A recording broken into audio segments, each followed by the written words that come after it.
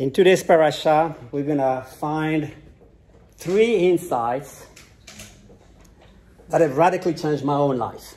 בפרשה של היום יש לנו 3 דעות ששינו את כל חיי. There are 3 incredible blessings for your life. הם 3 ברכות שקשה להאמין כל כך על החיים שלנו. They are so good that nobody talks about. הם כל כך טובים שאף אחד לא מדבר עליהם. You will find out when I'm finished this, you will realize, do I really practice those things that you've talked about? אתם תגלו את זה. כשאני אלמד את זה, אז אתם תשאלו את עצמכם, האם אני באמת עושה את הדברים האלה שאלוהים מצווה אותי כדי לברך את חיי. It's unfortunately often true, right? In the congregations, the best things are the most secret ones. זה לפעמים נכון בכל קהילה שהדברים הטובים ביותר הם הדברים הסודיים ביותר.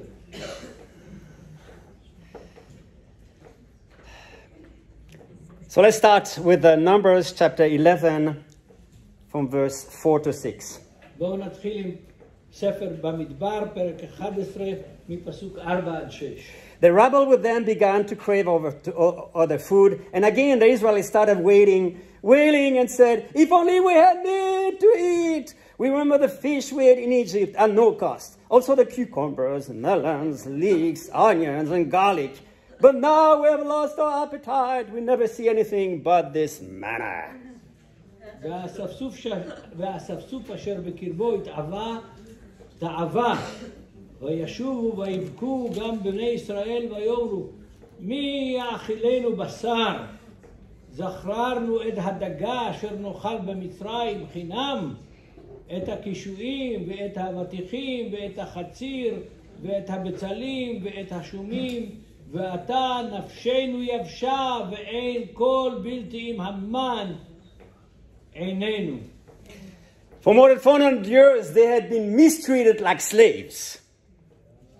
The Israelites. For more than 400 years, the Israelites had been mistreated like slaves. 400 שנה או יותר בני ישראל היו עבדים והתנהגו אליהם כעבדים. You would think that they get out of Egypt and now they think like free men. אפשר לחשוב שהם יצאו ממצרים ועכשיו הם כבר מתחילים לחשוב בתור אנשים חופשיים. No, they still think like slaves. לא, הם עדיין חושבים כעבדים. As the saying goes, it was much easier to get the Israelites out of Egypt than to get Egypt out of them. הרבה יותר קל היה להוציא את בני ישראל ממצרים מאשר להוציא את מצרים מהם. So we see later what the reaction of Moses is. In Numbers chapter 11, verse 10 and 15. Moses heard the people of every family wailing at the entrance to their tent. The Lord became exceedingly angry and Moses was troubled. He asked the Lord, why have you brought this trouble on your servant? What have I done to displease you that you put this burden of all those people on me? Did I conceive all those people? Did I give them birth? Why do you tell me to carry them in my arms as a nurse carries an infant to the land you promised on oath to the ancestors? Where can I get meat for all those peoples? They keep wailing to me, give us meat to eat. I cannot carry all those people by myself. The burden is too heavy for me. It is. If this is not how you're going to treat me, please go ahead and kill me. If I found favor in your eyes, and do not let my face be my own ruin. וישמע משה את העם בוכה למשפחותיו, איש לפתח אוהלו, ויחר אף אדוני מאוד, בעיני משה רע. ויאמר משה אל אדוני, למה הרעות לעבדך, ולמה לא מצאתי חן בעיניך לשום את המסע כל העם הזה עליי? האנוכי הריתי את כל העם הזה, אם אנוכי ילדתיהו, כי תאמר אלי שאהו בחיקך, כאשר יישא העומד את היונק על האדמה, אשר נשבעת לאבותיו, מאין לי בשר לתת לכל העם הזה, כי יבכו עליי, לאמור, תנה לנו בשר ונאכלה. לא אוכל אנוכי לבדי לשאת את כל העם הזה, כי כבד ממני. ואם ככה, אתה עושה לי, הרגני, נא הרוג, אם מצאתי חן בעיניך, ואל הראה ברעתי. Have you ever felt like this with God? Have you ever felt like this with God? אם אתם פעם הרגשתם ככה כלפי אלוהים? God, I got enough! אלוהים מספיק לי. מספיק לי! I cannot take it anymore. אני לא יכול לסבול את זה יותר. This is your problem. זה בעיה שלך. You either take me out of this situation or you solve this problem. או שאתה מוציא אותי מהמצב הזה, או שתפתור את הבעיה. I love the way here Moses bring it. If I have found favor in you, please kill me. כן, אם מצאתי חן בעיניך, הרוג, הרגני. Yeah.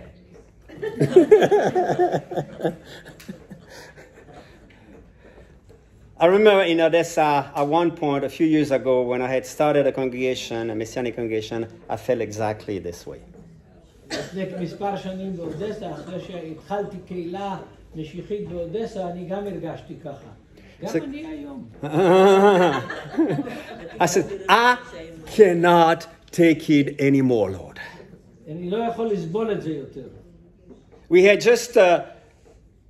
We just had some people that had, during the service, the worship service, stolen the computer of the church and money during the worship. היו לנו בקהילה אנשים שגנבו את המחשב וגם את הכסף בזמן התפילה. I mean, you ask anybody in the Soviet Union, Odessa is the city of thieves. Ask what? In the former Soviet Union, everybody knows Odessa is the city of thieves. בברית המועצות, אם תשאל כל אדם על אודסה, יגידו לך, זה עיר של גנבים. I said, Lord, everybody is cheating. Everybody is irresponsible. Everybody is trying to use me. אני הרגשתי שכולם גנבים, כולם רמאים, וכולם מנסים לנצל אותי. I remember I said to myself, okay, if we're going to have, during every worship service, we're going to pray for the people and we're going to have miracles, healings and all this, the red carpet is going to just lay out before me.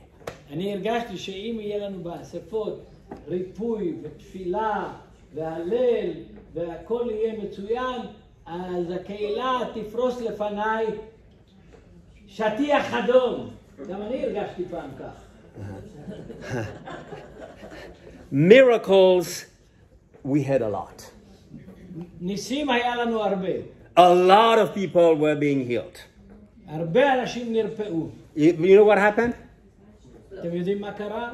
Have you read about those 10 lepers that Jesus healed? אתם זוכרים את הסיפור על 10 המצורעים שישוע ריפא אותם? And only one comes back. ורק אחד בא להודות. When I first read that, I said, that cannot be. Jesus, he's healing the people. They should all come back. כשקראתי את זה פעם ראשונה, זה לא יכול להיות. ישוע ריפא אותם. But, you know, sometimes you can be so selfish that you see God like a vending machine. לפעמים אני מרגיש כאילו אנחנו מסתכלים על אלוהים, מה? כאילו אנחנו מסתכלים על אלוהים על מכונת, איך אומרים, ונדינג משין בעברית. המכונות האלה ששמים כסף ומוצאים קוקה קולה, עוגות, הדסה מלאה עם המכונות האלה. God, I need this, boom, you press the button. God, I need this, boom, press the button.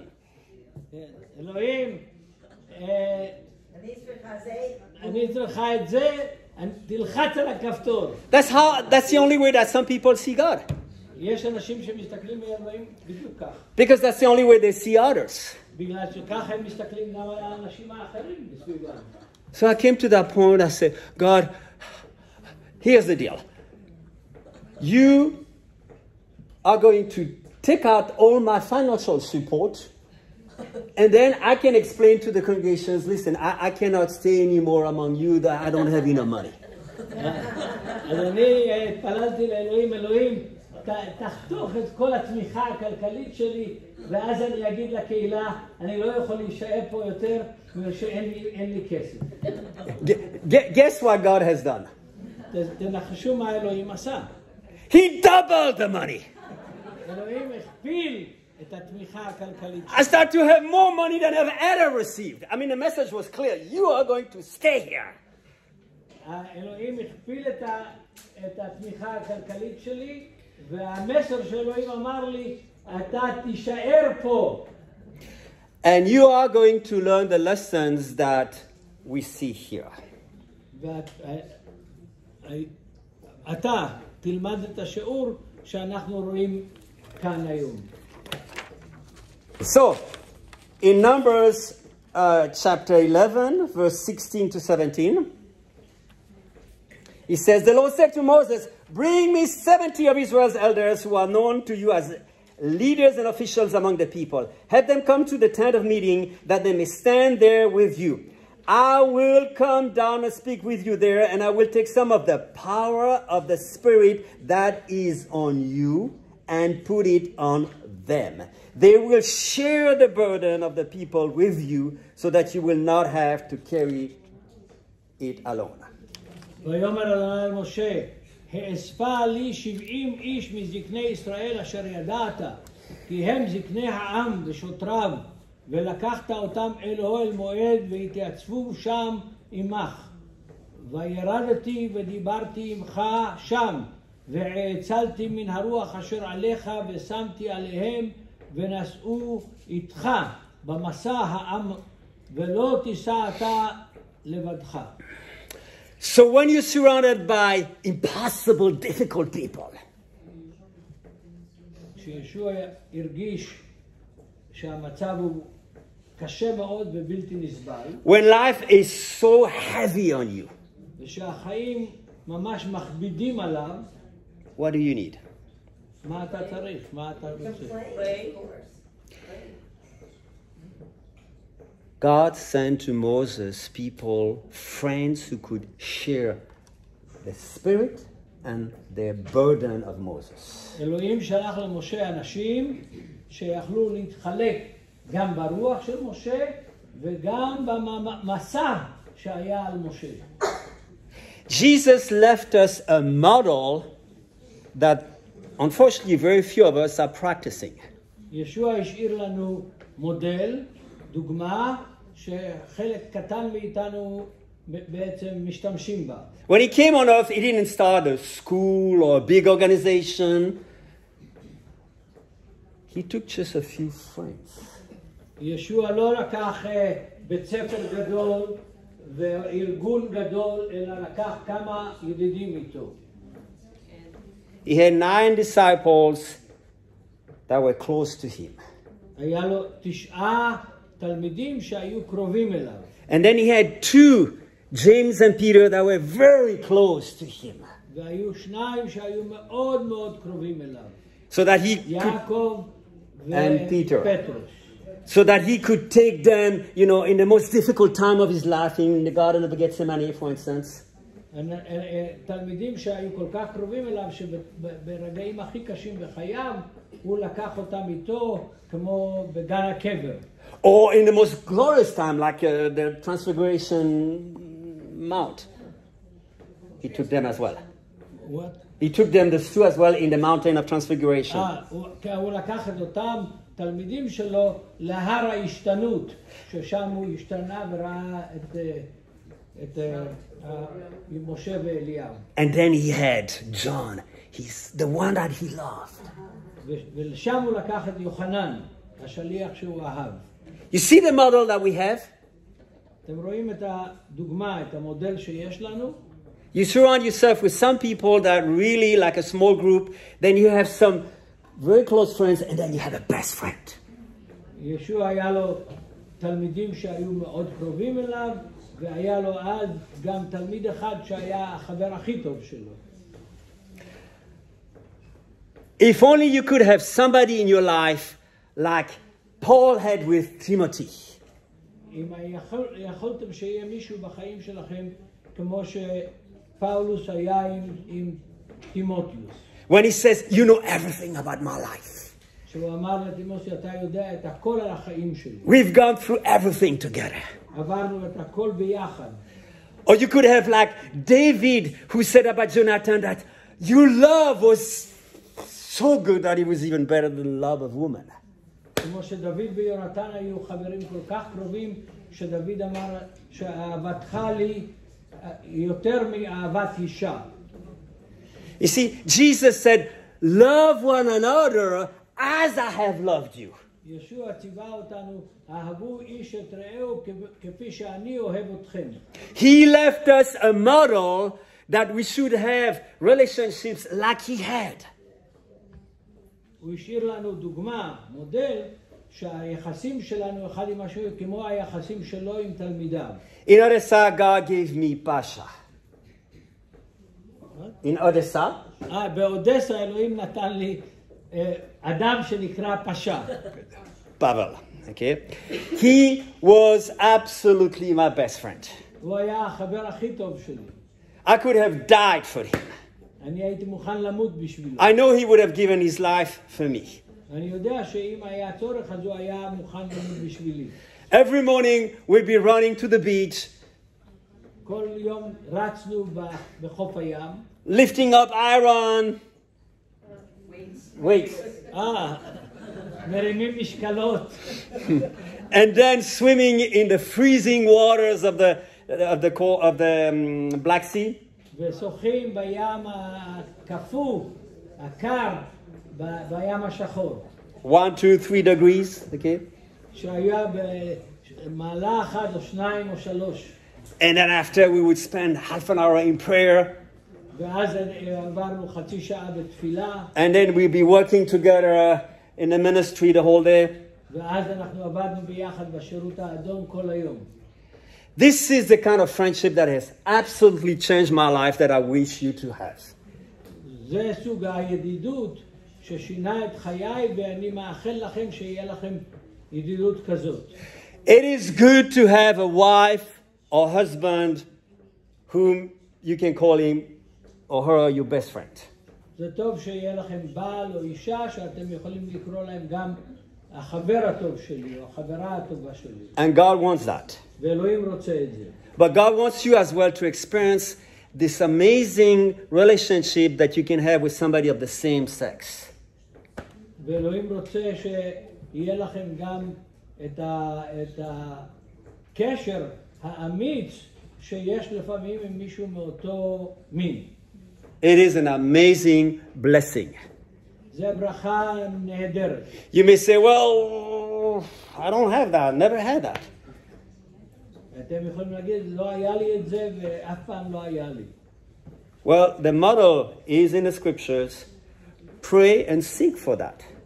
המודל הוא בכתבי הקודש, תתפללו ותחפשו ידידות כזאת. Everything that Jesus did, we can imitate his life, and there's a blessing in living like Jesus. כל דבר שישוע עשה, יש בו ברכה, ויש ברכה בזה שאנחנו בעצם נעתיק את מה שישוע עשה. נלמד להעתיק. Then, later in Numbers, chapter 12, verse 1 and 2, Miriam and Aaron began to talk against Moses because of his Cushite wife, for he had married a Cushite. Has the Lord spoken only through Moses, they ask, hasn't he also spoken through us? And the Lord heard this. במדבר 12, פסוק 1 ו-2, ותדבר מרים ואהרון במשה על אודות האישה הכושית, אשר לקח, כי אישה כושית לקח.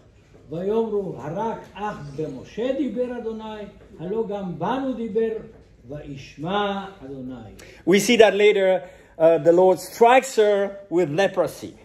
אנחנו רואים שאחר כך אלוהים מכה את מרים בצרעת.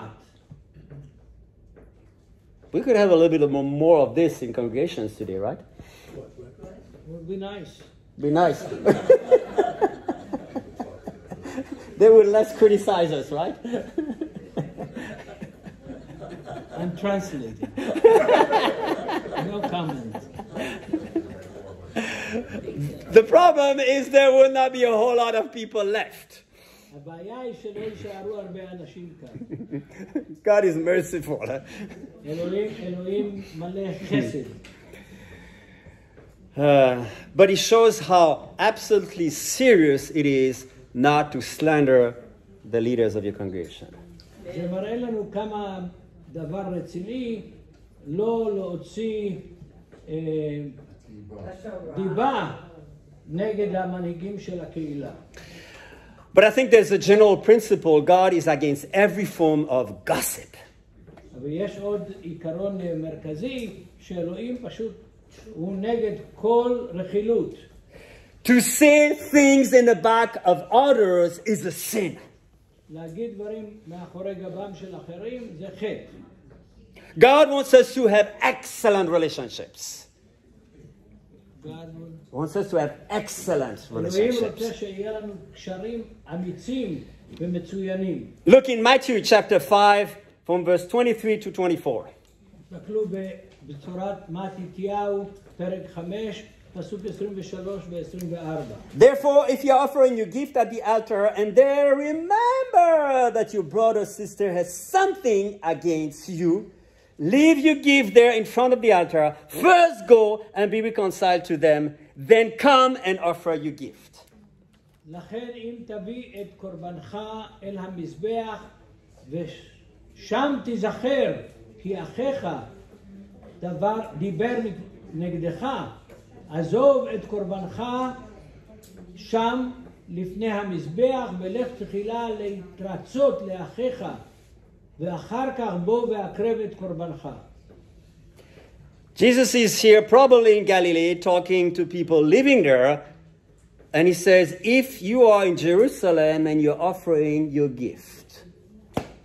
אם ישוע הוא בגליל והוא מדבר עם האנשים בגליל ואומר, אם אתה בירושלים ואתה הלכת להקריב את קורבנך, In other words, you've been traveling for a few days, walking from Galilee to Jerusalem. אתה כבר הלכת במסע מספר ימים לבוא מהגליל לירושלים ברגל. And then you remember, I got a problem with this brother there in Galilee. ואז אתה פתאום נזכר עם אח שיש לך בגליל ויש לך בעיה איתו. You walk all the way back. תחזור חזרה ברגל. You solve the problem with him. תפתור את הבעיה עם אחיך. And then you can come back. ואז תחזור להקריב את קורבנך. Because God is showing us your relationship with your brother is more important than all your sacrifices. שאלוהים מראה לנו כאן שהקשר בינך לבין אחיך יותר חשוב מבינך לבין הקורבנות שאתה רוצה להקריב לאלוהים. Notice here, he says, if you remember something, somebody has something against you. תשימו לב על הטקסט. אם אתה תזכר כי אחיך דבר נגדך. Because sometimes I hear people saying, well, I don't have any problem with him. You know, if he has a problem with me, then well, that's his problem to come up to me. יש פעמים שאנחנו אומרים, לי אין בעיה עם אח שלי, אבל אם יש לו בעיה איתי, שהוא יבוא אליי. The Bible says, no, if you know he has a problem against you, it's your responsibility to go to him. לא, דבר אדוני אומר, זה לא כך. אם אתה יודע שיש לו משהו נגדך, זה אחריות שלך ללכת ולפתור את הבעיה. In other words, you cannot be silent. אסור לשתוק. You cannot ignore that person. אסור להתעלם מהבן אדם הזה. You cannot keep any bitterness inside your heart. אתה לא יכול לשמור טינה בלב שלך נגד אחיך. Because it's only going to grow with time. מפני שהטינה הזאת תגדל עם זמן. Because time does not solve the problems. Only talking about it solve it. בגלל שהזמן לא מרפא את הבעיה, רק לדבר אותה, לפתור אותה יחד, זה מרפא. Or you cannot have this religious attitude. Oh, I forgive him. God will deal with him. ואי אפשר שיהיה לך יחס כזה, אני סולח לו, אלוהים כבר יטפל בו. You cannot obviously not gossip that is against him. ואסור לך לרחל נגד אחיך. Even nicely, sometimes we talk with somebody and indirectly say something about somebody. We feel these things inside and you're saying how bad this other person is. אנחנו לא יכולים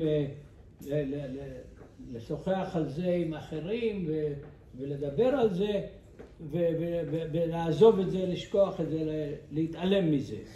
God is calling us to go and solve the problem. אלוהים אומר לנו, לכו תפתרו את הבעיה. If we cannot do that, אם אי אפשר לעשות את זה, if the other person doesn't want to talk to us, והצד השני לא רוצה לדבר איתך, Matthew chapter 18 is to be applied. צריך להפעיל את דברי ישוע בבשורת מתתיהו פרק 18. Another person has to be then involved in that to solve the problem. צריך לערב מישהו אחר, אדם אחר, כדי שיעזור לפתור את הבעיה. And then if it's not possible, the leaders of the congregations will solve the problem with you. ואם זה בלתי אפשרי, אז המנהיגות של הקהילה תפתור את הבעיה. In other words, no unresolved conflict can ever remain in any congregation. אי אפשר להשאיר ריב שאין לו פתרון בתוך הקהילה. God wants us to have good relationship. That doesn't mean we all agree with each other. אלוהים רוצה שיהיה לנו יחסים טובים, שאנחנו נסכים אחד עם השני. We can have big differences, but we cannot have bitterness and hard feelings against each other. אנחנו צריכים שיהיה לנו יחסים טובים עם האחים, ולא שיהיה לנו מרירות בנפש ויחסים גרועים עם אחים בתוך הקהילה, בתוך הגוף. And finally, in Numbers chapter 12, verse 3, ובסוף, בפרק 12 של במדבר, פסוק 3, a very interesting verse. פסוק מאוד מעניין. Now Moses was a very humble man, more humble than anyone else on the face of the earth. והאיש משה ענב מאוד מכל האדם אשר פני האדמה. I mean, Moses wrote this. משה היה כזה. He called himself humble. Well, that raises a lot of questions, right? You know, is Moses arrogant? No. Is he delusional? No. Or is this something true? האם משה ענב? האם הוא כועס? אולי הוא בהזיות? אולי זה נכון. There are two ways of looking at it. יש שני דרכים להסתכל על זה. If you go in any African country, אם אתה הולך למדינה אפריקאית, okay, you're probably going to be able to say, in this whole country, I am the most punctual person you will ever meet. אולי אתם יכולים להגיד שבכל המדינה הזאת, אני האדם הכי מדויק שאתם תמצאו. This is not being arrogant. זה לא להיות גאה. This is a reality. זה מציאות. Most Africans don't get laid by minutes, but by hours. רוב האפריקאים לא מאחרים בדקות, אלא בשעות. אבל הברזילאים יותר גרועים. מה פתאום, מה פתאום. בסדר גמור. So it's all a matter of comparison. אין מה להשוות את זה בכלל. The model of leadership in the time of Moses is leaders are crushing any opposition. המודל של המנהיגות בתקופה של משה, המנהיגים היו בעצם חזקים מאוד והם היו קודשים את העם. You dare not criticize you or you get you cut throat off. אתה לא יכול להעביר ביקורת על המנהיג או שהוא ישחוט אותך.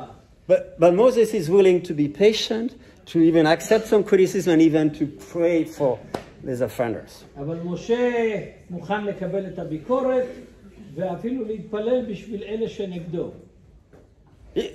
I'll get you even to a next level. אפילו יותר מזה. Paul said, imitate my examples as I am imitating Christ. שאול השליח אומר, תיקחו אותי בתור דוגמה, כמו שאני לוקח את ישוע בתור דוגמה. I mean, that's either arrogant, delusional, or he has something right. זה או גאה מאוד, או מדמיין דברים, או משהו לא בסדר איתו. I wish that all of us, we can have aspects of our life where we can say, look at me. I'm an example. אני רוצה, מקווה, שאני יכול להגיד לאנשים, תסתכלו עליי, אני דוגמה טובה בשבילכם. It takes actually a lot of humility to say that, because that means we have to live up to what we say.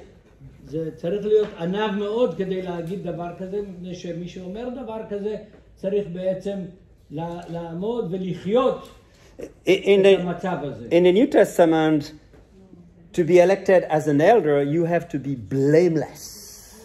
בברית חדשה, כדי שאדם ייבחר כזקן בקהילה, הוא צריך להיות ללא דופי. Blameless means nobody can accuse you of anything wrong. ללא דופי זה שאף אחד לא יכול להאשים אותך במשהו שהוא לא בסדר. It doesn't mean you're perfect, but you have a level that you are an example. זה לא אומר שאתה מושלם, אבל יש לך רמה כזאת שאתה דוגמה טובה. My question to you, how do you define humility? השאלה שלי, איך אתם בעצם Humility. מגדיר ענווה?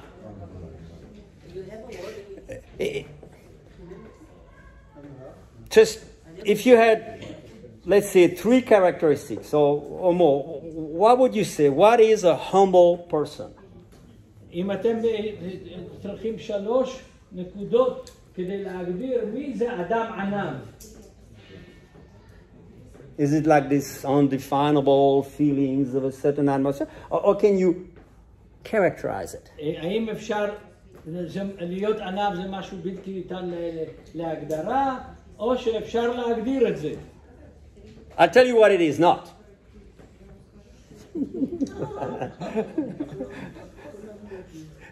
Humility is not saying, I'm a bad person, I'm a nobody, I'm unworthy. להיות ענב זה לא להגיד אני כלומניק, אני לא שווה שום דבר, אין לי מה לתת, זה לא זה. It's the same coin of the people, the same side of the people saying, I'm good, I can do everything, look at me. זה בדיוק ההפך, באותו דבר בעצם, מאנשים שאומרים, אני גיבור, אני חזק, אני יפה, יש לי שיער. It's just another way to attract the attention. זה דרך אחרת כדי לקבל תשומת לב. So the people who put themselves down all the time, I don't see necessarily humility in that. אני לא רואה בזה ענווה. It's not as well saying, I don't care what the whole world thinks of me, I only listen to God. זה לא להגיד, אני לא אכפת לי מהעולם כולו, מה אומרים עליי, אני רק שומע את אלוהים. That's pride. זה גאווה. Why are you even here if you think like this? אם אתם חושבים ככה, בשביל מה אתם פה בכלל? You are listening to somebody, so you're already being influenced. אתם שומעים למישהו מדבר אליכם, והוא משפיע עליכם. That's what a congregation is all about. We need each other. God speaks through people. בשביל זה יש לנו קהילה, אנחנו צריכים אחד את השני. אלוהים מדבר איתנו אחד מהשני. So what is humility? אז מה זו ענווה? Ask your wife.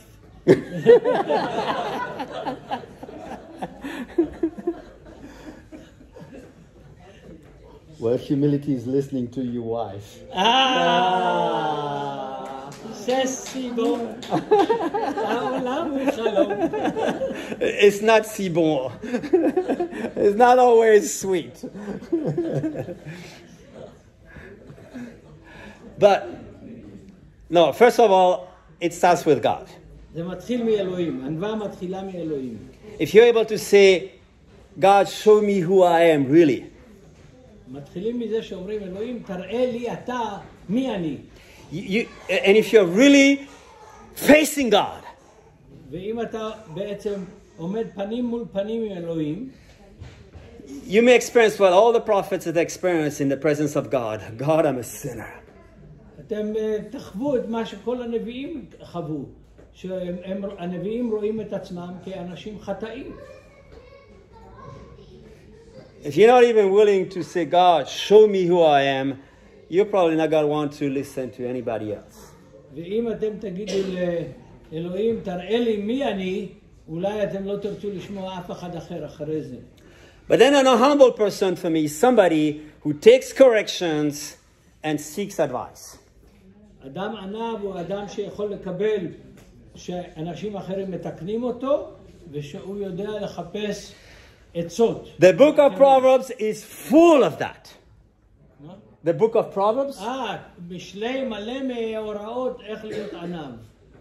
that the fool is rejecting correction, האיש הטיפש לא מוכן לקבל שיתקנו אותו, but on the contrary, a wise person is welcoming correction. ואדם חכם בעצם מזמין את הביקורת על עצמו. That the wise person is asking advice.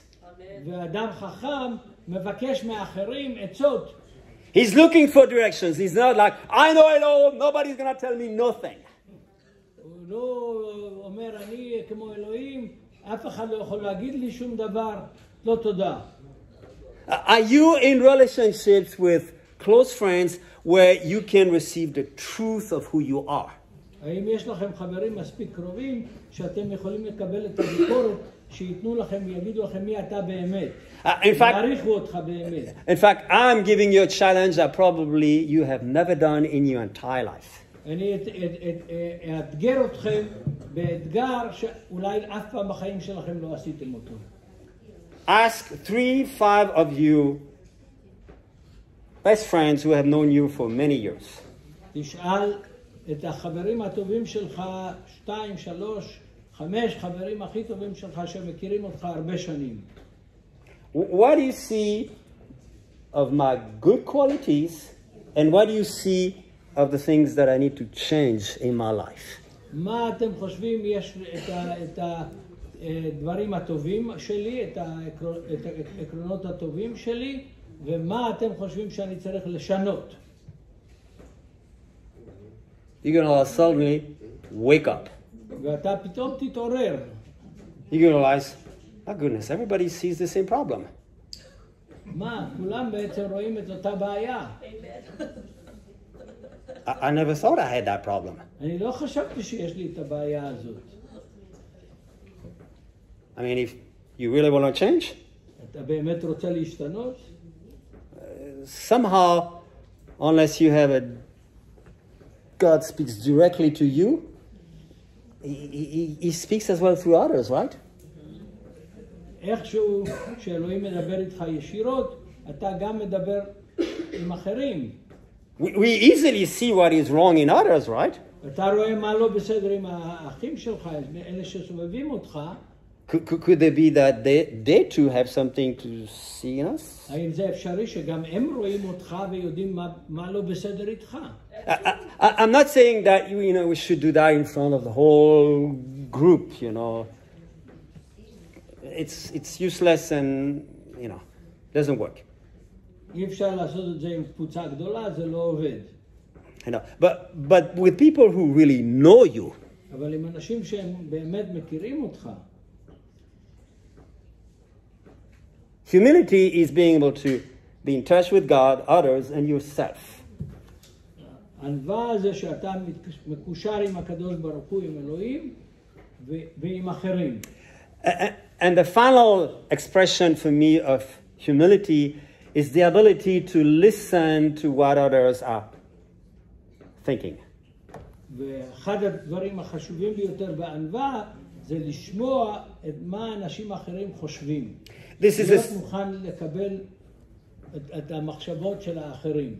This is especially true in issues with the Bible. וזה באמת ובמיוחד חשוב על כל הדברים שקשורים לתנ"ך. When you hear somebody saying something that you have never heard, that you may not even like it, do you have the humility to listen? אתם תשמעו משהו מהתנ"ך שמישהו מלמד או אומר שבחיים שלכם לא שמעתם קודם, ואם יש לך מספיק ענווה לשמוע, להאזין לחברך שאומר לך את הדברים האלה מדבר אדוני. Do you have the discipline to study what the other person is saying so that you can come then to the conclusion, okay, if I understood you correctly, you said this, and that. And the other person will say, yes, that's exactly what I believe. שיהיה לך ענווה מספיק ללכת לאדם השני שמנסה ללמד אותך ולשאול אותו האם זה וזה וזה מה שאתה אומר ולקבל את מה שהוא אומר. If you're not able to study what others are thinking with this attitude of humility, then you're basically saying, I know it all. I don't need nobody to teach me. אם אתה לא מוכן ללמוד מאחרים ולבדוק את מה שהם אומרים לך על פי דבר אדוני, זאת אומרת שאתה כבר יודע הכל ואתה לא צריך לשמוע לאף אחד. But that's not easy because that means we have to put ourselves in question. זה לא קל מפני שזאת אומרת שאנחנו צריכים לשים את עצמנו במצב שאנחנו שואלים שאלות, שאנחנו שואלים את עצמנו על מה שאנחנו שומעים מאחרים. You know, maybe you're part of a group where 90% of what the people believe it's what you believe. Could it be that maybe there's 10% that it's not like this? Maybe you're part of a group, a congregation, where 90%, 95% of the people believe what you believe. That means that they're not Jews. Well.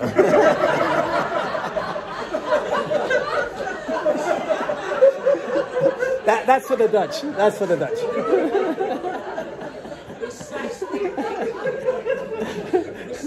If you have 5% of the people believe what you believe, you're in good shape in Israel. Well, I was wanting to give that other example.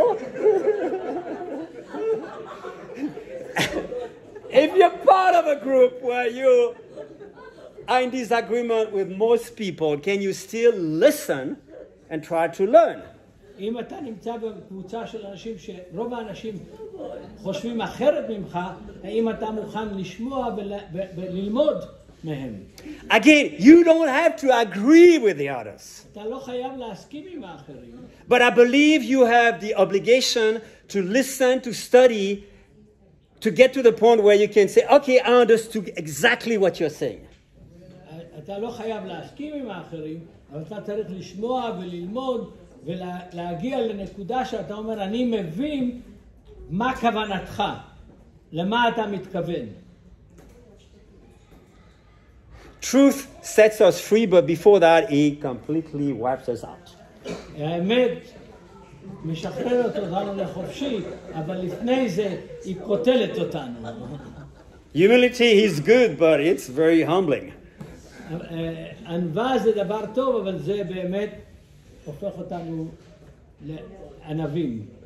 But there's freedom, there's wisdom, there's growth in being humble. אבל יש בזה חוכמה, חופש וגדילה כשאדם הוא ענב, הוא מוכן לגדול.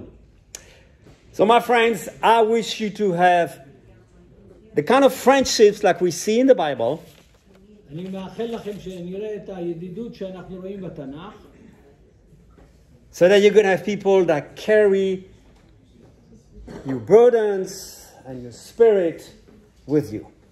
שיהיה לכם אנשים ידידים שעוזרים לכם לצאת את המסע שלכם. I wish you to solve your conflicts quickly and effectively like the Bible says. אני מאחל לכם לפתור את הבעיות שלכם מהר וכמו שהתנ"ך אומר שצריך לפתור את זה. And I wish you to have the kind of humility that will transform your character and your relationship with God. אני מאחל לכם שיהיה לכם האופי שיעזור לכם, שיהיה לכם קשר עם הקדוש ברוך הוא. May God bless us all in this. שאלוהים מברך אותנו שנהיה כאלה. Amen. Amen. Just, I have a question. Did we talk about this before, you and me? Did we discuss your sermon before? No. No, okay, good. I want everybody to know that I didn't have a part in anything you said. It's all you. That's fine. So it's a humbleness. It's all you. Obviously. Good. It's my Thank you conviction. very much.